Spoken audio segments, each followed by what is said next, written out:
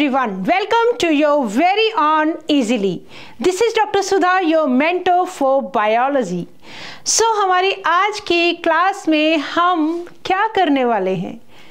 Photosynthesis in higher plants. बहुत दिन हो गए हमें पढ़ते पढ़ते, आज हम करने जा रहे हैं इस चैप्टर को वाइंड अप। ठीक है, हमने C3 प्लांट्स को समझ लिया, हमने C4 प्लांट्स को समझ लिया, हमने कैम प्लांट्स को भी समझ लिया। ठीक है, और साथ ही साथ हमने C3 साइकिल, C2 जो फोटो रेस्पिरेशन का प्रोसेस है हमने उसको भी समझा। ठीक है, सारे प्रोसेसेस को समझने के बाद today we are going to complete this chapter. But बहुत इंपॉर्टेंट जो आज का हमारा टॉपिक है, ऐसे कौन कौन से फैक्टर्स हैं जो फोटोसिंथेसिस को इफेक्ट करते हैं। ठीक है, तो उन फैक्टर्स को देखने के लिए we are going to start today the factors affecting photosynthesis. ठीक है,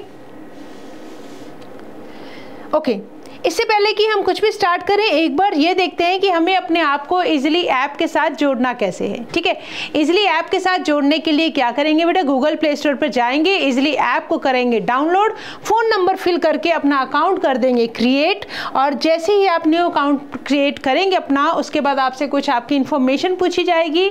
OTP नंबर से अपना फ़ोन नंबर वेरीफाई करवाने के बाद आपके पास खुलेंगे कुछ कोर्सेज और आप उनमें से सिलेक्ट कर लेंगे कौन सा कोर्स आपका नीट का कोर्स। ठीक है, नीट का कोर्स या आपकी जो क्लास है 11th क्लास फॉर प्रारंभ बैच के लिए इनरोल करने के लिए हम क्या करेंगे, हमारी इस क्लास को सिलेक्ट कर लेंगे। ठीक है, इसके बाद फिजिक्स केमिस्ट्री बायोलॉजी का पूरा कोर्स जो है जिसको हम परचेज करेंगे, जिसका पूरा अमाउंट जो है 8,999 रुपीज़। बट आपको ये पूरा का पूरा जो कोर्स है तीनों सब्जेक्ट्स के लिए अवेलेबल हो सकता है एब्सोल्युटली फ्री।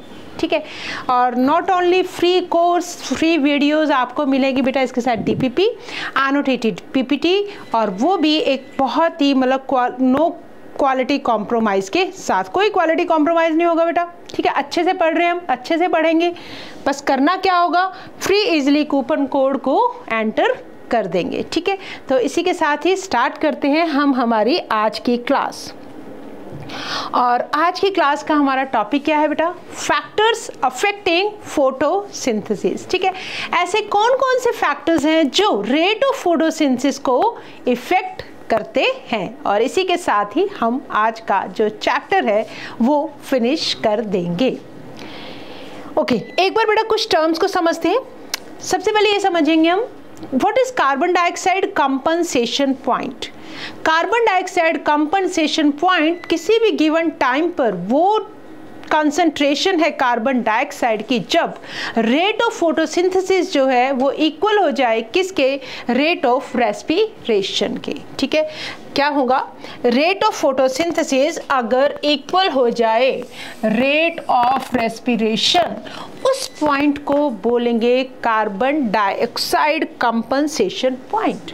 मतलब फोटोसिंथेसिस में क्या हो रहा है बेटा, कार्बन डाइऑक्साइड यूज हो रही है, रेस्पिरेशन में कार्बन डाइऑक्साइड इवॉल्व हो रही है। अगर ये दोनों चीज़ें इक्वल आ जाए तो उस पॉइंट को हम बोलते हैं कार्बन डाइऑक्साइड कंपनसेशन पॉइंट। और इसके लिए हमें C3 C4 प्लांट्स और कैम प्लांट्स के लिए you have to remember this value. 25 से लेकर 100 ppm parts per million parts जो है कार्बन डाइऑक्साइड की concentration, it's for C3 plants. C4 के लिए बेटा 0 से 10। ठीक है, क्योंकि हमें पता है कि C4 प्लांट्स क्या करते हैं, उन्होंने कार्बन डाइऑक्साइड के लिए फोटो रेस्पिरेशन को कम करने के लिए, लॉस ऑफ कार्बन डाइऑक्साइड को बचाने के लिए उनके पास एक अलग ही अरेंजमेंट है। ठीक है, तो C4 साइकिल चलता है उनके अंदर, बंडल शीथ सेल्स की वजह से वो अपने इस जो कार्बन डाइऑक्साइड का दैट इज 0.0 से लेके 10 parts per million part. And what about CAM plants, crassulacean, acid metabolism जो शो करते हैं, बहुत डिटेल हम अच्छे से पढ़ चुके हैं। किसी भी तरह से अगर कोई भी आपको डाउट है C3 C4 और कैम प्लांट्स को लेकर, तो एक बार बेटा पिछली वीडियोस पे जाएंगे और उनको एक बार देख लेंगे अच्छे से। ठीक है, कैम प्लांट्स के लिए ये वैल्यू है 0 to 5 parts per million parts. और एक होता है बेटा हमारे पास ट्रांसपिरेशन रेशो। ट्रांसपिरेशन रेशो क्या होती है, ट्रांसपिरेशन का मतलब लॉस ऑफ वाटर। ट्रांसपिरेशन का मतलब क्या होता है बेटा, लॉस ऑफ वाटर। ठीक है, तो अमाउंट ऑफ वाटर कितना लॉस्ट हुआ ट्रांसपिरेशन के टाइम पर, कार्बन डाइऑक्साइड को फिक्स करने में, that is known as transpiration ratio. तो amount of water lost upon amount of dry matter fixed, ठीक है, okay. Now for C3 plants इस इज 600, C4 प्लांट्स के लिए है बेटा 300 और CAM प्लांट्स के लिए है इट्स 50। तो कौन से ऐसे प्लांट्स हैं जो सबसे ज़्यादा वाटर का लॉस करते हैं? कौन से ऐसे प्लांट हैं? जल्दी से मुझे बोलेंगे, आपके सामने है। दैट मीन्स जो C3 प्लांट्स हैं इनके अंदर से maximum loss of water occurs, ठीक है, maximum loss of water occurs in C4 plants, ठीक है, सॉरी C3 प्लांट्स में। C4 प्लांट्स के अंदर मात्र 300 ही है ट्रांसपिरेशन रेशियो और कैम में उससे भी कम है, राइट। चलो now let us start with the factors affecting photosynthesis. ऐसे कौन से फैक्टर्स हैं जो फोटोसिंथेसिस को इफेक्ट करते हैं? फैक्टर्स को हम बेटा दो पार्ट्स में डिवाइड कर सकते हैं। There are some internal factors, there are some external factors, some internal factors, some external factors, ठीक है। इंटरनल फैक्टर्स वो फैक्टर्स होंगे बेटा जो प्लांट्स के खुद के हैं, अंदर से हैं, ठीक है, और एक्सटर्नल जो भी प्लांट बाहर से ले रहा है। तो बाहर से ऐसे कौन से फैक्टर्स हैं जो प्लांट को फोटोसिंथेसिस को इफेक्ट कर सकते हैं? तो अगर हम इंटरनल फैक्टर्स की बात करें तो सबसे पहले देखो हमें क्या देखना होगा। इंटरनल फैक्टर में आ जाता है आपके पास जैसे कि लीफ, है ना। अब आपको पता है फोटोसिंथेसिस मेनली कहाँ से होगी? लीफ से होगी। तो ये सब बातें डिपेंड करती है लीफ का नंबर कितना है। ज़्यादा लीफ होंगे ज़्यादा फोटोसिंथेसिस होगा। लीफ का साइज़ कैसा है? छोटे हैं, बड़े हैं। लीफ की एज क्या है? जो लीफ है वो ओल्ड है या न्यू है, ठीक है। और अगर जो यंग लीव्स होंगे वो ज़्यादा फोटोसिंथेसिस करेंगे और जो ओल्ड होंगे वो कम फोटोसिंथेसिस करेंगे, right. And orientation of leaves कैसे? ऐसे पूरा एक्सपोजर हो रहा है उनको लाइट का या वो यूं इस तरह से उनका अरेंजमेंट है। जैसा कि हम पढ़ते हैं dorso ventrally flatten leaf dicots के अंदर, मोनोकोट्स के अंदर आइसोबाइलेटरल लीफ, ठीक है। तो ये सब बातें डिसाइड करती हैं रेट ऑफ फोटोसिंथेसिस को प्लांट के। ये इंटरनल फैक्टर्स हैं, ठीक है। इंटरनल कार्बन डाइऑक्साइड की कंसंट्रेशन कितनी है? हम बात कर रहे हैं बेटा इंटरनल कार्बन डाइऑक्साइड की। एटमॉस्फेरिक कार्बन डाइऑक्साइड की बात हम एक्सटर्नल फैक्टर्स के अंदर करेंगे। कितना अमाउंट ऑफ क्लोरोफिल है? कितना अमाउंट ऑफ क्लोरोफिल है क्लोरोप्लास्ट के अंदर? That is also deciding the rate of photosynthesis. ज़्यादा क्लोरोफिल ज़्यादा फोटोसिंथेसिस, ज़्यादा क्लोरोप्लास्ट ज़्यादा फोटोसिंथेसिस होगा, ठीक है। अब आप ये सब चीज़ें समझ चुके हो तो आई होप ये आपको बहुत ही ईजिली समझ में आ रही होंगी, ठीक है। तो अच्छा, अब हमारा इस चैप्टर पे जो फोकस है that is mainly on these external factors. External factors में सबसे इंपॉर्टेंट जो है बेटा दैट इज लाइट। सनलाइट जो है वो इंपॉर्टेंट रोल प्ले करती है रेट ऑफ फोटोसिंथेसिस को डिसाइड करने में। देन आ जाता है टेम्परेचर। हमें पता है कि जो फोटोसिंथेटिक रिएक्शंस हैं दीज आर एंजाइमेटिक बेस्ड, ठीक है। तो enzymes they work at optimum temperature, तो इसका मतलब टेम्परेचर भी इफेक्ट करता है रेट ऑफ फोटोसिंथेसिस को। देन आती है बेटा carbon dioxide concentration, very very important, because हमें करना क्या है? फिक्स करना ही तो है कार्बन डाइऑक्साइड को ताकि हम ग्लूकोज बनवा सकें। और देन आता है बेटा वाटर, जिसका रोल डायरेक्टली नहीं इनडायरेक्ट रोल है फोटोसिंथेसिस को डिसाइड करने में, ठीक है। चलो लेट अस स्टार्ट। और हाँ, एक चीज़ और देखेंगे, प्लांट फैक्टर्स जो है वो डिपेंडेंट हैं किसके ऊपर?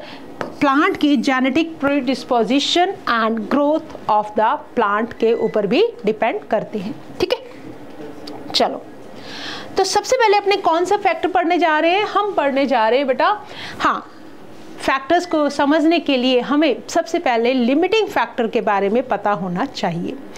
फैक्टर्स जो इफेक्ट करते हैं फोटोसिंथेसिस को, उनमें से जो फैक्टर सबसे ज़्यादा कम क्वांटिटी में होगा that will effect the rate of photosynthesis. ये किसने कहा? मैंने नहीं कहा, ये कहा ब्लैकमैन ने, और इसी को हम बोलते हैं Blackman's law of limiting factor, ठीक है, that is Blackman's law of limiting factor. 1905 में इन्होंने क्या किया बेटा, अगर एक biochemical process is affected by more than one factor, अगर कोई भी ऐसा बायोकेमिकल प्रोसेस है जिसके अंदर एक से ज़्यादा फैक्टर्स इफेक्ट करते हैं उस प्रोसेस को, जैसा कि फोटोसिंथेसिस, हमने अभी भी देखा लाइट की अपनी इंपॉर्टेंस है, क्लोरोफिल की है, कार्बन डाइऑक्साइड की है, टेम्परेचर की है, तो ये इतने सारे फैक्टर्स किसको इफेक्ट कर रहे हैं, फोटोसिंथेसिस को। तो अब मोर देन वन फैक्टर कंट्रोल कर रहे हैं रेट ऑफ फोटोसिंथेसिस को। इसका जो रेट है मतलब अगर एक बायोकेमिकल प्रोसेस वो अफेक्ट हो रहा है बहुत सारे फैक्टर्स की वजह से, तो उनमें से जो रेट ऑफ फोटोसिंथेसिस या रेट ऑफ उस प्रोसेस को डिटरमिन करने वाला जो फैक्टर होगा, that is nearest to its minimal value, वो फैक्टर जिसकी सबसे ज़्यादा कम क्वांटिटी होगी वो फैक्टर अफेक्ट करेगा रेट ऑफ उस प्रोसेस को। ठीक है, ये बेटा ब्लैकमैन जी बोलना चाह रही है, मतलब इट इज़ द फैक्टर जो डायरेक्टली अफेक्ट करता है प्रोसेस अगर हम इसकी क्वांटिटी चेंज कर दें तो। ठीक है, कैसे समझोगे इस चीज़ को? For example we are preparing for our boards, या मान लो कि हम नोट अपने आप को नीट के लिए प्रिपेयर कर रहे हैं। ठीक है, अब नीट की प्रिपरेशन के अंदर बहुत सारे फैक्टर्स इन्वॉल्व है। सपोज ये कोई आपका बायोकेमिकल प्रोसेस है, इस प्रोसेस के अंदर बहुत सारे फैक्टर्स का इफेक्ट होता है, जैसे कि आपकी फिजिक्स कैसी है, आपकी केमिस्ट्री कैसी है, आपकी बायोलॉजी कैसी है। ठीक है, आपको पढ़ाने वाला टीचर कैसा है, आप कहाँ से पढ़ रहे हैं, आप कौन सी बुक को फॉलो कर रहे हैं, क्या आप PYQs को अटेम्प्ट कर रहे हैं, क्या आप मॉक टेस्ट दे रहे हैं, या आप अपनी पढ़ाई को लेकर कितने डिटर्मिन्ड हैं, कितने डिसिप्लिन्ड हैं, कितने कंसिस्टेंट हैं। ठीक है, तो ये बहुत सारे फैक्टर्स हैं जो आपकी प्रिपरेशन को इफेक्ट कर रहे हैं। अब मान लीजिए इनमें से कोई भी एक ऐसा फैक्टर है, फॉर एग्जांपल आपका जो डिसिप्लिन, आपकी कंसिस्टेंसी, आपकी जो परसिस्टेंसी है, उसमें थोड़ा सा नेग्लिजेंस कर देते हैं आप। ठीक है, मतलब वो थोड़ा मिनिमम है, आप क्लासेस अटेंड कर लेते हैं, टीचर आपको अच्छा मिला हुआ है, बट घर जाके आप अपने आप को डिसिप्लिन नहीं रख पाते, रिवाइज नहीं कर पाते, घूमने फिरने में सब टाइम अपना वेस्ट कर देते हैं और जागते कम है पेपर के कुछ दिन पहले। तो इसका मतलब ये जो कंसिस्टेंसी की जो कमी है, अब वो कमी आपकी डिसाइड करेगी कि क्या आप अपना नीट में या बोर्ड्स के अंदर अच्छे मार्क्स अटेन कर सकते हैं या नहीं।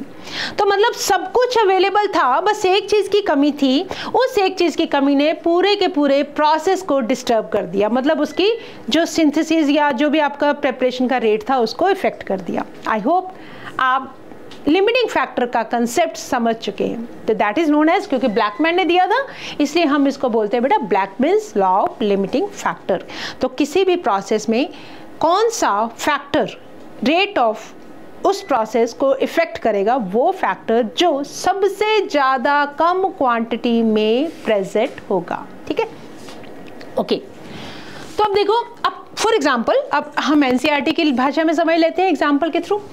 अ प्लांट विद ग्रीन लीफ, एक प्लांट है जिसके पास क्या है, ग्रीन लीफ है, लाइट भी ऑप्टिमम पड़ रही है बेटा जितनी हमें चाहिए, carbon dioxide may not photosynthesise in a very long given temperature. ठीक है, जिसके पास क्या है, a green plant with green leaf, optimal light, carbon dioxide may not photosynthesise in a very low temperature because enzymes उसके बेटा inactive हो जाएंगे। ठीक है, अगर हाई टेम्परेचर देंगे तो डीनेचुरेट हो जाएंगे, अगर लो टेम्परेचर देंगे तो इनएक्टिवेट हो जाएंगे।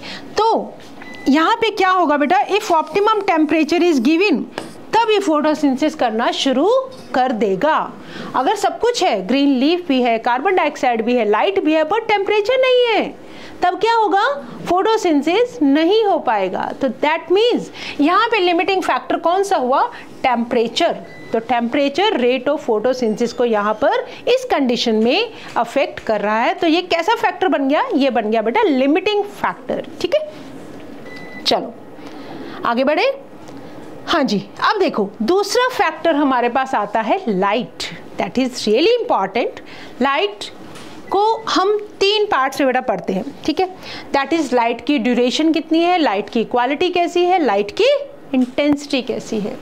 तो लाइट की क्वालिटी, लाइट की intensity and duration of exposure to light. ये तीन चीज़ें हैं जो लाइट की क्वालिटीज़ हैं या लाइट के जो प्रॉपर्टीज़ है वो अफेक्ट करती हैं किसको, फोटोसिंथेसिस को। ठीक है, okay. There is a linear relationship between incident light, कितनी लाइट जो फॉल कर रही है और कितना कार्बन डाइऑक्साइड फिक्सेशन हो रहा है at low light intensity. For example हम इस ग्राफ के थ्रू समझते हैं। ठीक है, हमारे पास यहाँ पे हम रिप्रेजेंट कर रहे हैं बेटा रेट ऑफ फोटोसिंथेसिस और यहाँ हम बात करें लाइट की इंटेंसिटी की। ठीक है, तो कार्बन डाइऑक्साइड फिक्सेशन मतलब रेट ऑफ फोटोसिंथेसिस, मान लो इस पॉइंट से हमने स्टार्ट किया। ठीक है, तो स्टार्टिंग में अब हम क्या कर रहे हैं, लाइट इंटेंसिटी को धीरे धीरे धीरे धीरे बढ़ा रहे हैं। लाइट इंटेंसिटी बढ़ रही है, लाइट इंटेंसिटी बढ़ रही है तो देखो फोटोसिंथेसिस का रेट भी बढ़ता जा रहा है, बढ़ता जा रहा है, बढ़ता जा रहा है। ठीक है, ए से ये इस पॉइंट तक आ गया। ओके, अब इस लाइट के बाद, अब इस यहाँ तक इस पॉइंट के बाद जो आप चाहे कितने भी इंटेंसिटी बढ़ाते रहो, यहाँ क्या आ जाएगा, एक सैचुरेशन पॉइंट आ जाएगा। मतलब यहाँ से हमने स्टार्ट किया तो यहाँ से फोटोसिंथेसिस जो रेट ऑफ फोटोसिंथेसिस है वो इंक्रीज होता जा रहा था। ठीक है, तो अब जैसे आप बी पॉइंट पे पहुंच गए, अब आप इसके बाद आगे जब जा रहे हैं सी पॉइंट तक, तब वहाँ पे जाके फोटोसिंथेसिस और ज़्यादा आगे नहीं बढ़ेगी। राइट, और अगर हम इससे कम लाइट देते हैं तो मतलब इसके बाद जब हम लाइट देंगे हाई लाइट, है ना, तो rate of photosynthesis may come down. That means at higher light intensities, ज़्यादा लाइट इंटेंसिटी जब देंगे रेट एक लिमिट तक ही बढ़ा, उसके बाद नहीं बढ़ेगा। ऐसा नहीं है कि आप लाइट इंटेंसिटी बढ़ाते जा रहे हो तो आपका जो रेट है वो बढ़ता जाएगा, नहीं। एक लिमिट तक जाकर the rate does not increase because other factors become limiting. देखो यहाँ तक क्या था, बहुत कम लाइट थी, मतलब जब जो मॉर्निंग का जो टाइम होता है, जब दिन उग रहा होता है ना, उस टाइम तक क्या चल रहा था बेटा, जैसे लाइट बढ़ती गई फोटोसिंथेसिस का रेट पहले यहाँ पे बिल्कुल जीरो था, है ना, जैसे जैसे लाइट बढ़ी रेट ऑफ फोटोसिंथेसिस बढ़ता गया। अब आ गया बेटा पीक का टाइम। अब हम सोचेंगे बिल्कुल पीक पे लाइट जाके बहुत ज़्यादा रेट और बढ़ जाएगा, नहीं। अब इस लेवल के बाद रेट ऑफ फोटोसिंथेसिस इंक्रीज नहीं होगा। ठीक है, रादर अब क्या होगा, does not further increase because अब इसके बाद दूसरे फैक्टर्स जो है वो अपना रोल प्ले करने लग जाएंगे। अब वो लिमिटिंग फैक्टर बन जाएंगे, जैसे कि कार्बन डाइऑक्साइड, जैसे कि कंसंट्रेशन जो हम इसकी देखेंगे। राइट, तो हमने क्या देखा, हमने ये देखा कि लाइट कैसे इफेक्ट कर रही है बेटा। देखो हमें पता है लाइट की अगर हम क्वालिटी की बात करें तो क्वालिटी मतलब जो लाइट है वो हमें फोटोसिंथेटिकली एक्टिव रेंज के अंदर देनी पड़ेगी। PAR, what is PAR? This is photosynthetic active range या रेडिएशन। कितनी होती है बेटा ये? 400 से लेके 700 नैनोमीटर। ये बात अब हमें बहुत क्लियरली पता है, विजिबल स्पेक्ट्रम के 400 to 700 वाली रेंज में क्या होता है, मैक्सिमम फोटोलाइट होती है, that is in the red and blue region के अंदर, और मिनिमम फोटोसिंथेसिस कहाँ होती है, ग्रीन रीजन के अंदर। ठीक है, minimum is in the green region. तो ये हुई बेटा क्वालिटी की बात। तो आपको इस चीज़ का भी ध्यान रखना है कि कितने रेडिएशन की जो लाइट है वो एब्जॉर्ब होती है, मतलब वो यूज होती है रेट ऑफ फोटोसिंथेसिस के अंदर हमें चाहिए। देन आता है बेटा हमारे पास कंसेप्ट ड्यूरेशन का। ड्यूरेशन का एज सच कोई इतना इफेक्ट नहीं है, बट ड्यूरेशन को हम क्या बोलते हैं, फोटो पीरियड। कितनी ड्यूरेशन के लिए प्लांट के पास जो है लाइट प्रेजेंट है, और ये कोई कंट्रोल नहीं करता है रेट ऑफ फोटोसिंथेसिस। फिलहाल हमें क्या चाहिए, ड्यूरेशन की इतनी इंपॉर्टेंस नहीं है, हमें बात है इंटेंसिटी से। इंटेंसिटी और विजिबल जो स्पेक्ट्रम वाली लाइट है दैट इफेक्ट्स। इंटेंसिटी अब क्या होती है बेटा, what do mean by light की इंटेंसिटी, मतलब कितने नंबर ऑफ क्वांटा मतलब जो लाइट के पैकेट्स हैं, फोटोन्स के जो पैकेट्स हैं वो इंसिडेंट है पर यूनिट एरिया के ऊपर, दैट ऑल्सो डिसाइड्स फोटोसिंथेसिस। तो amount of number of quanta of incident light per unit area. तो ये हुई बेटा लाइट की बात। तो लाइट अगर बहुत ज़्यादा हाई दे दोगे तो अब ये इफेक्ट नहीं करेगी फोटोसिंथेसिस को, एक तरह से एक सैचुरेशन आ जाएगा। अब इसके बाद अगर लाइट इंटेंसिटी हमने जितनी मैक्सिमम मतलब हमने देनी थी, तब एक रेट तक, एक लिमिट तक तो बढ़ती है फोटोसिंथेसिस, बट उसके बाद आप चाहे कितनी भी लाइट इंटेंसिटी बढ़ाते रहो, अब फोटोसिंथेसिस का रेट नहीं बढ़ेगा। क्यों नहीं बढ़ेगा? बिकॉज अब दूसरे फैक्टर्स आ जाएंगे बेटा जो लिमिटिंग फैक्टर बन जाएंगे। ठीक है, ओके। तो लाइट का जो सैचुरेशन है, अब इस पॉइंट को समझेंगे ध्यान से, लाइट का जो सैचुरेशन है that occurs at 10% of the full sunlight. जब पूरी की पूरी सनलाइट एकदम पीक पे है, उसके 10% तक जाते जाते लाइट इसका फोटोसिंथेसिस क्या आ जाएगा? सैचुरेशन आ जाएगा। हेंस एक्सेप्ट फॉर, बस हाँ ये बात याद रखना, ये उन प्लांट्स के लिए नहीं अप्लाई होता जो शेड्स के अंदर ग्रो करते हैं। ठीक है, शेड और इन डेंस फॉरेस्ट जहाँ कैनोपी बन जाती है, बड़ा वाले जो प्लांट्स है वो छोटे प्लांट्स को कवर कर लेते हैं, उनके तक लाइट नहीं पहुँच पाती है। अदरवाइज 10% पे जाके क्या आ जाता है? सैचुरेशन। तो यहाँ पे इन प्लांट्स के लिए लाइट क्या बन जाता है बेटा? Rarely a limiting factor in nature. Generally जो लाइट है वो लिमिटिंग फैक्टर क्यों नहीं होता है? बिकॉज देखो ना बेटा, ये पीक पर आने के बाद अब रेट ऑफ फोटोसिंथेसिस बढ़ेगा ही नहीं। ठीक है, लाइट तो है ये सुबह से, जब मालूम अर्ली मॉर्निंग से शुरू हुई और एकदम अपनी पीक तक पहुंच जाएगी। ठीक है, एक्सेप्ट फॉर डेंस फॉरेस्ट में और शेडेड प्लांट को छोड़ दूँ तो जनरली जो लाइट है that is not the limiting factor in nature. ठीक है, दूसरे फैक्टर्स हैं उनकी ज़्यादा इंपॉर्टेंस होती है। High increase in incidence light breaks down chlorophyll, it decreases photosynthesis। अब अगर आपने बहुत ज़्यादा इंटेंसिटी दे दी ना लाइट, ध्यान से याद करो जब हम बात कर रहे थे क्लोरोप्लास्ट का अरेंजमेंट, अगर बहुत ज़्यादा पीक पे लाइट है तो जो क्लोरोप्लास्ट है वो बेचारे अपने आप को साइड में करके अरेंज कर लेते हैं। ऐसे पैरेलल अरेंजमेंट नहीं रहता। क्यों? क्योंकि ज़्यादा लाइट इंटेंसिटी आने से क्लोरोफिल डैमेज भी हो सकती है, और अगर क्लोरोफिल डैमेज हो गई तो फोटोसिंथेसिस भी नहीं होगी। ठीक है, तो इसीलिए लाइट जो है जनरली लिमिटिंग फैक्टर नहीं होता है। राइट, चलो आगे आओ। अब देखो बेटा, अब आता है next very important factor, that is carbon dioxide. Very very important in deciding the rate of photosynthesis. ठीक है, ओके। मेजर लिमिटिंग फैक्टर बेटा बहुत इंपॉर्टेंट फैक्टर है। क्या होगा? Carbon dioxide concentration is very low in atmosphere. कितनी है? 0.03 से लेके 0.04%। बस इतनी ही है बेटा एटमॉस्फेरिक कंसंट्रेशन कार्बन डाइऑक्साइड की, और ये इंक्रीज कर जाती है अबाउट 0.05%। ठीक है, इंक्रीज अप टू 0.05% अगर हम इंक्रीज कर दें तो causes increase in carbon dioxide fixation rate. अब इस लेवल के बाद beyond this level it becomes damaging over longer period. ठीक है, कार्बन डाइऑक्साइड को स्टोमेटा के थ्रू कार्बन डाइऑक्साइड का क्या हो रहा है बेटा? एक्सचेंज होता है, मतलब कार्बन डाइऑक्साइड अंदर जाती है, ऑक्सीजन बाहर आती है, और इसी स्टोमेटा के थ्रू वाटर एंड ऑक्सीजन भी रिलीज होते हैं। ठीक है, carbon dioxide enter while water and oxygen exit through a leaf stomata. ये बात हम समझेंगे कैसे वाटर का रोल है।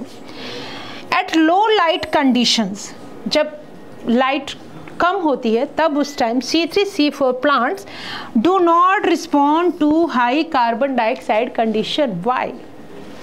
लो लाइट कंडीशन के अंदर C3C4 प्लांट्स जो है वो रिस्पॉन्ड ही नहीं करते हाई कार्बन डाइऑक्साइड कंडीशंस को, और eight high light intensities they show increased rate of photosynthesis. देखो इस बात को समझना बड़े ध्यान से। क्या होगा? चलो यहीं पे समझते हैं। देखो जब हाई लाइट हो जाएगी, जब intensity of light is high, उस टाइम पे हाई लाइट इंटेंसिटी तो इफेक्ट ही नहीं करेगी। ठीक है, उस टाइम पे क्या होगा? कार्बन डाइऑक्साइड एक लिमिटिंग फैक्टर बन जाएगा। That means eight high light intensity increase rate of photosynthesis. क्यों? क्योंकि कार्बन डाइऑक्साइड जो है वो लिमिटिंग फैक्टर, अब कार्बन डाइऑक्साइड की कंसंट्रेशन इफेक्ट कर रही है किसको? फोटोसिंथेसिस को। बट जब हम C3 और C4 प्लांट्स की बात करें, वो हाई कार्बन डाइऑक्साइड कंसंट्रेशन पे रिस्पॉन्ड नहीं करते हैं। ठीक है, लो लाइट वाली कंडीशंस में। देखो इसको कैसे समझें। देखो जब हम बात करते हैं कार्बन डाइऑक्साइड की कंसंट्रेशन की, carbon dioxide concentration, atmospheric concentration कितना दिया बेटा हमें 0.03 से लेके 0.04%। क्या इस बात को याद रखना है? बिल्कुल रखना है, एनसीईआरटी में दिया हुआ है। मतलब अप्रोक्सीमेटली 0.038%, मतलब 380 ppm से लेकर या 380 microlitre of carbon dioxide in 1 litre of air is present. ये बात हुई बेटा एटमॉस्फेरिक कार्बन डाइऑक्साइड की, ठीक है। प्लांट्स क्या है, टॉलरेट कितनी कर सकते हैं? 0.05% तक टॉलरेट कर सकते हैं। किसको? फोटोसिंथेसिस को, कार्बन डाइऑक्साइड को। That is 500 parts per million part, 500 microlitre of carbon dioxide in 1 litre of air. Okay, but अगर हम अब C3 प्लांट्स की बात करें, C3 प्लांट्स के अंदर क्या होगा? 25 से लेके 100 पार्ट्स पर मिलियन पार्ट तक ये इनकी जो कार्बन डाइऑक्साइड की कंसंट्रेशन इनको चाहिए, ठीक है। दैट इज 450 ppm पर 1 लीटर ऑफ एयर। और उधर C4 प्लांट्स की रिक्वायरमेंट बेटा 360 parts per million parts in 1 litre of air. तो जो एटमॉस्फेरिक कार्बन डाइऑक्साइड की कंसंट्रेशन है, क्या वो C4 प्लांट्स के लिए सफिशिएंट है? देखो 380 है एटमॉस्फेयर के अंदर, C4 प्लांट्स को कितने चाहिए? 360। दैट मीन्स C4 प्लांट्स के लिए ये जो कंसंट्रेशन है this is sufficient, but C3 plants को चाहिए बेटा 450 ppm, ठीक है। एटमॉस्फेयर में कितनी है? 380। चलो थोड़ी बढ़ा भी देंगे, ठीक है। तो इसका मतलब दिस इज नॉट सफिशिएंट। कौन? Atmospheric carbon dioxide is not sufficient for C3 plants। C3 plants के लिए ये sufficient नहीं है, but C4 plants के लिए ये sufficient है, ठीक है। चलो आगे देखते हैं।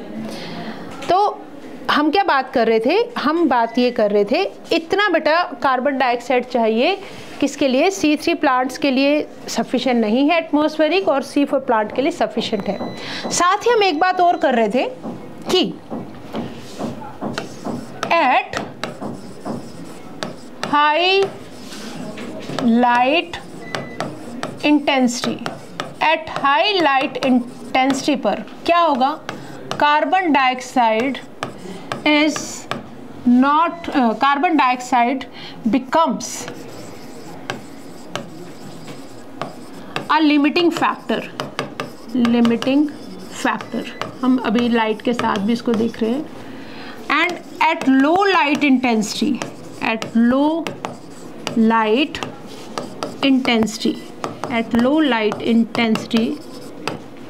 light become the limiting factor।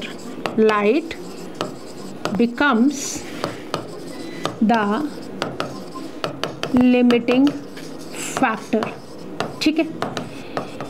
तो हमने अभी जो लाइन पढ़ी थी, एक मिनट दोबारा से आते हैं, एटमॉस्फेरिक वाली बात को एक बार छोड़कर बैक पे जाते हैं। देखो हमने क्या पढ़ा अभी? Eight low light conditions C3 C4 plants respond नहीं करते चाहे आप कितनी भी कार्बन डाइऑक्साइड दे दो, ठीक है। इस लाइन का मतलब समझो, आप चाहे कितनी भी कार्बन डाइऑक्साइड दे दो, लो लाइट इंटेंसिटी पर क्या हो गया? लाइट बन जाती है बेटा लिमिटिंग फैक्टर, ठीक है। तो इसका मतलब प्लांट्स कौन से? C3 प्लांट्स या C4 plants do not respond to high carbon dioxide concentration. कितनी भी कार्बन डाइऑक्साइड देते रहो, बट रेट ऑफ फोटोसिंथेसिस कौन डिसाइड करेगा? लाइट, मतलब लिमिटिंग फैक्टर। तो जब लिमिटिंग फैक्टर लो लाइट है, ठीक है, तो इसका मतलब लो लाइट लिमिटिंग फैक्टर बन गई, तो rate of photosynthesis decided by light, not by carbon dioxide. तो इस लाइन का मतलब ये हुआ कि लो लाइट कंडीशंस पर C3 C4 प्लांट रिस्पॉन्ड नहीं करते फोटोसिंथेसिस को। तो हाईलाइट पे क्या हो जाएगा बेटा? हाईलाइट पे क्या होगा? दे show increased rate of photosynthesis. तो हाई लाइट पर एट हाई लाइट इंटेंसिटीज पर क्या होगा, carbon dioxide become the limiting factor, but हमने ऐसा कहीं भी नहीं बोला कि कार्बन डाइऑक्साइड हमने कम कर दिया, नहीं। तो हाई लाइट इंटेंसिटी पर क्या होगा, कार्बन डाइऑक्साइड अगर कम है तो वो लिमिटिंग फैक्टर बन जाएगी। तो हाई लाइट इंटेंसिटी पे अब देखो क्या हुआ, मैं इस लाइन को हटा रही हूँ, plants they respond to photosynthesis, यही बात हमने समझी अभी। At high light intensity they show increase rate of photosynthesis, का मतलब हमें कार्बन डाइऑक्साइड भी ऑप्टिमम अमाउंट में चाहिए। At high light intensity plants show increased photosynthesis, ठीक है। इसका मतलब अब हाई लाइट पर क्या प्रेजेंट है, हाई कार्बन डाइऑक्साइड भी प्रेजेंट है eight high light intensity and high carbon dioxide, at high carbon dioxide क्या कर रहे हैं बेटा, plants they show high rate of photosynthesis. I hope ये वाली लाइन हमें क्लियर हो गई है कि this is very important line, इसको हम ऐसे नहीं छोड़ सकते हैं। इस लाइन का मतलब ये है हाई लाइट पर क्या है, फोटोसिंथेसिस का रेट बढ़ जाता है जब कार्बन डाइऑक्साइड कंसंट्रेशन भी हाई हो, बट एज लो लाइट पर भले ही कितनी कार्बन डाइऑक्साइड प्रेजेंट हो, बट लाइट अगर लिमिटिंग फैक्टर है तो फोटोसिंथेसिस का रेट नहीं बढ़ेगा, ठीक है। अब इसके बाद हमने ये समझा कि जो कार्बन डाइऑक्साइड का कंसंट्रेशन है एटमॉस्फेयर के अंदर है आपका 380, ठीक है, और C3 प्लांट्स को चाहिए 450 जिनके लिए सफिशिएंट नहीं है, बहुत सिंपल कर रही हूँ, और C3 प्लांट्स को चाहिए 360 उनके लिए फिर भी सफिशिएंट है ये atmospheric concentration of carbon dioxide, ठीक है। चलो अब इस चीज़ को देखो, कार्बन डाइऑक्साइड की हम बात कर रहे हैं ना, okay. C4 plant show saturation at about 360 millilitre per litre of air के अंदर। C4 प्लांट्स 360 पे जाके वो सैचुरेशन दिखाते हैं क्योंकि उनका पेट भी तो भर जाता है, क्योंकि उनको उतनी ही चाहिए, उनको उतनी कार्बन डाइऑक्साइड चाहिए, और बाहर कितनी है 380 है, okay. C3 plants respond to increase carbon dioxide concentration, ठीक है, and saturation is seen only behind 450 millilitre per litre. देखो हमने क्या समझा, हमने ये समझा हमने ये समझा C4 प्लांट C3 प्लांट्स को चाहिए बेटा 450, एटमॉस्फेयर में 380, C3 प्लांट्स का काम चल गया बट C4 प्लांट्स का काम नहीं चला, तो अब इनको क्या चाहिए, अगर हम इनके लिए कार्बन डाइऑक्साइड कंसंट्रेशन बढ़ा भी देंगे तो इनका काम चल जाएगा, तो C3 प्लांट्स जो है वो टॉलरेट कर सकते हैं 450 के बाद भी, तो thus current availability of carbon dioxide level is limiting to C3 plants but it is sufficient for C4 plants, ठीक है। Due to the response to higher carbon dioxide concentration, C3 plants shows increased photosynthesis, that means higher productivity। मतलब C3 plants के लिए carbon dioxide concentration बढ़ा दो, उनकी productivity बढ़ जाएगी।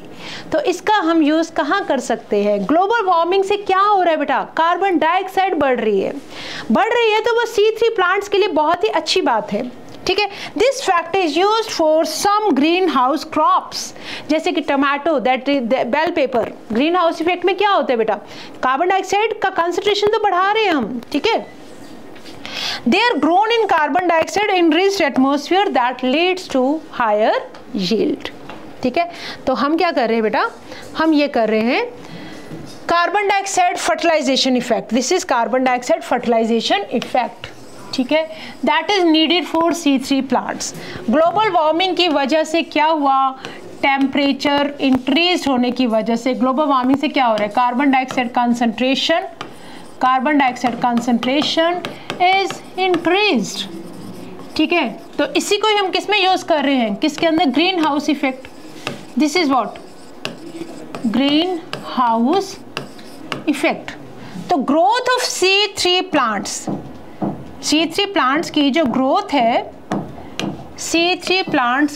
ग्रोथ है, that is more in carbon dioxide enriched atmosphere या इन्वायरमेंट। फॉर एग्जांपल टमाटो, या इसमें आप बेल पेपर का नाम भी लिख सकते हैं, जैसे कि ग्रीन हाउस इफेक्ट। अब हम इस जो C3 प्लांट्स को ज़्यादा कार्बन डाइऑक्साइड कंसंट्रेशन चाहिए, तो अब इस चीज़ को हम यूज़ कर सकते हैं by this green house effect को C3 की प्रोडक्शन बढ़ाने के लिए, ठीक है।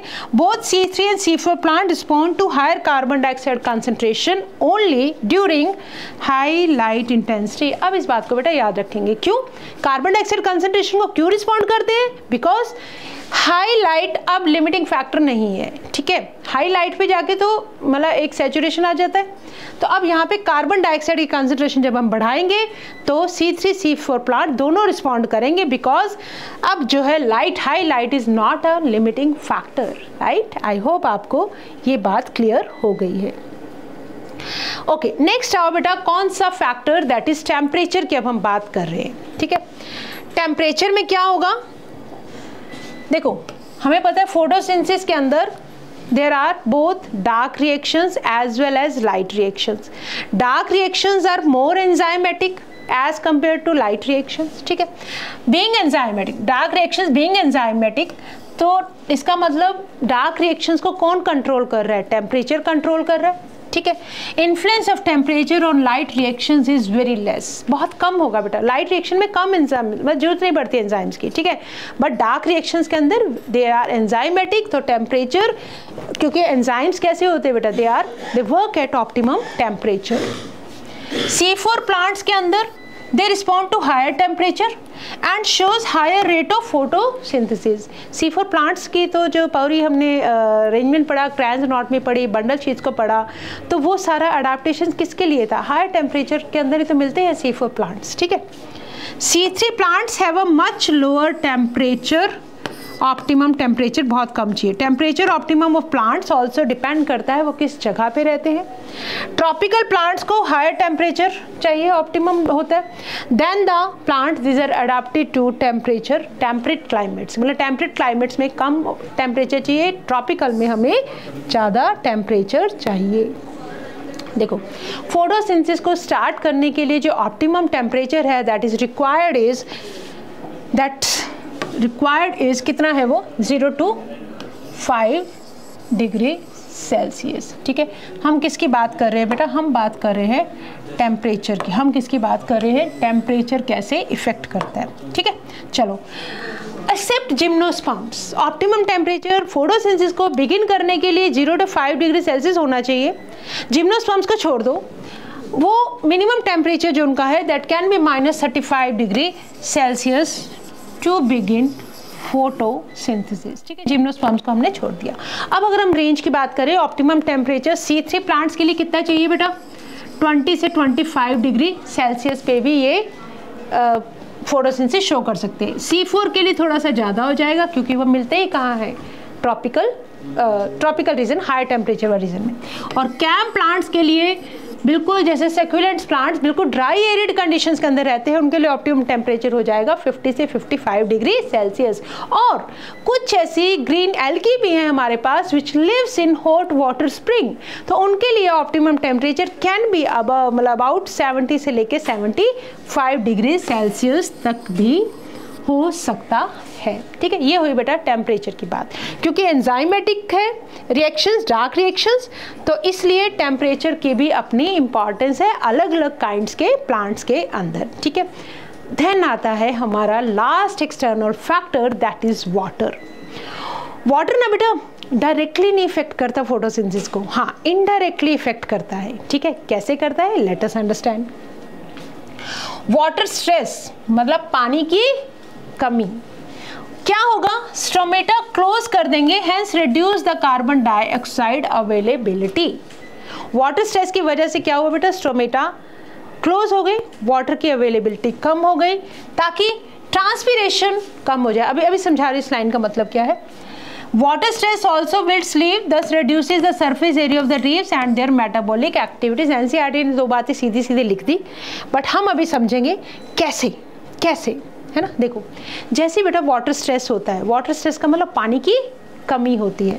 तो जब पानी की कमी होगी, जब पानी की कमी हो जाएगी तो क्या होगा, स्ट्रेस हार्मोन रिलीज होंगे।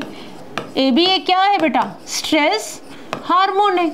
जब स्ट्रेस हार्मोन्स रिलीज होंगे तो वो आएंगे और बोलेंगे कि भाई पानी का बहुत ज़्यादा लॉस हो रहा है, ऑलरेडी पानी की कमी है और तुम पानी को उड़ाए जा रहे हो। कौन? स्ट्रोमेटा। तो ऐसा करो भाई, स्ट्रोमेटा को पहले क्लोज करो। तो वो क्या करेंगे बेटा, अब एंटी ट्रांसपिरेशन मतलब ट्रांसपिरेशन को रोक देंगे और स्ट्रोमेटा क्लोज होने की वजह से पानी की कमी को तो पूरा मतलब रोक दिया, पानी के लॉस को, बट एक्सचेंज ऑफ गैसेस भी तो यहीं से होता है ना, स्ट्रोमेटा से ही तो होता है। तो कार्बन डाइऑक्साइड भी नहीं आ पाएगी अगर स्ट्रोमेटा क्लोज हो जाएंगे। दैट मीन्स फोटोसिंथेसिस का जो रेट है वो डिक्रीज कर जाएगा। ये हुआ बेटा इनडायरेक्ट कंट्रोल। ये क्या हुआ? Indirect control. दूसरी बात, पानी की कमी हो गई, पत्ते सूख गए, ठीक है, पत्ते सूख गए। पहले एक जो लीफ था वो यूं पूरा अपनी शान में अकड़ा हुआ था, पूरा मतलब फैला हुआ था खुली जगह पर। अब क्या हुआ, जैसे ही ड्राइंग होगी, ड्राइंग मतलब पानी सूख गया, विल्टिंग हो गई, तो ये बेचारा कुछ इस तरह से मुरझा गया, ठीक है, ये मुरझा गया। मुरझाते क्या हुआ बेटा, इसका सरफेस एरिया रिड्यूस हो गया, इसका सरफेस एरिया रिड्यूस हो गया।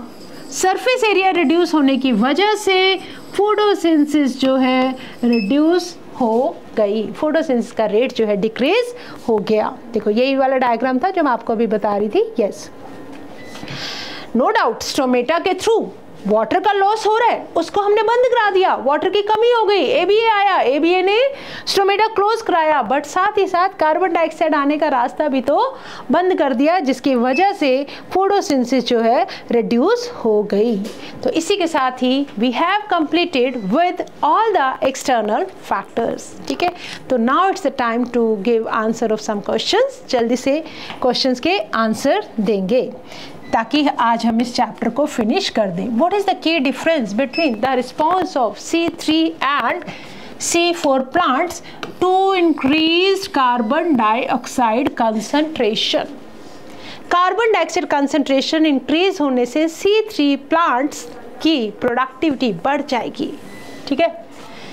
C3 plants show saturation at lower CO2 level than C4 plants. C4 plants are not affected by changes in the carbon dioxide concentration. C3 plants have a higher temperature optimum than C4 plants. C4 plants respond more to increased light intensity than C3 plants. हम बात करें बेटा increased carbon dioxide concentration की, तो C4 plants को तो effect नहीं पड़ना चाहिए changes in the CO2 concentration. क्यों? क्योंकि 380 बाहर है, 316 को चाहिए, बट C3 प्लांट्स को क्या चाहिए बेटा? 450 चाहिए। तो सोच समझ के लिखेंगे इसका आंसर, दैट इज बी आएगा कि यहाँ पे क्वेश्चन ये है कि C4 प्लांट्स को कोई इफेक्ट नहीं पड़ेगा, C3 प्लांट्स की प्रोडक्टिविटी नो डाउट बढ़ जाएगी। तो हमें कहीं भी यहाँ नहीं दिखता C3 plant show saturation at lower CO2, नहीं। C3 प्लांट्स है वह हायर टेम्परेचर ऑप्टिमम, ये भी नहीं।